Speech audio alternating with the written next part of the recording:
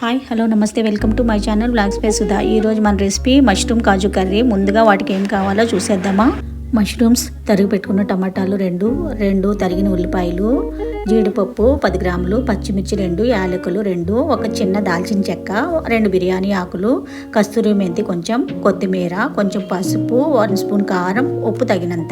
నేను ఈ size mushrooms అయితే తీసుకున్నానండి. ఎన్ని గ్రామ్స్ కరెక్ట్గా తెలీదు, ఈ ప్యాకెట్లో వచ్చాయి. 200 గ్రామ్స్ అయితే ఉండొచ్చేమోనండి. ఒక్కో మష్రూమ్ని 2 ముక్కల కింద చేసుకున్నాను. ముందుగా స్టవ్ వెలిగించి బండి పెట్టి చెక్క, యాలకులు, జీలకర్ర వేసేసి ఆలస్యం అయితే చేయకుండా బిర్యానీ ఆకు, పచ్చిమిర్చి అయితే వేసేసి అలా తిప్పేసి వెంటనే ఉల్లిపాయలు అయితే వేసేసానండి.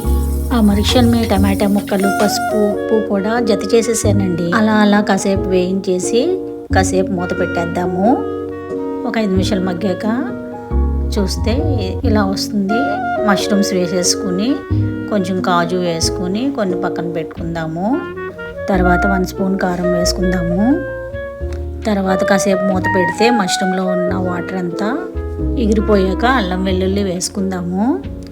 ఒకసారి మెదుపుకుని కొంచెం వాటర్ అయితే యాడ్ చేసుకుందాము. కాసేపు మూత పెట్టేసుకుందాము. ఈ గ్యాప్లో మనమైతే గరగర మిక్సీలోను 2 కొబ్బరి ముక్కలు, మిగిలిన జీడిపప్పు అయితే మెత్తగా గ్రైండ్ చేసుకుని కర్రీలో వేసేద్దాము.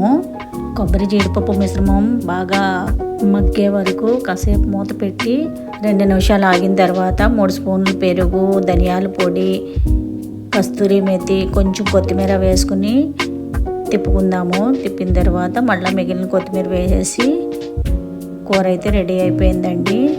మీరు ఒకసారి ట్రై చేయండి, ఎలా ఉందో చెప్పండి. లైక్ చేయండి, షేర్ చేయండి, సబ్స్క్రైబ్ చేయండి ప్లీజ్.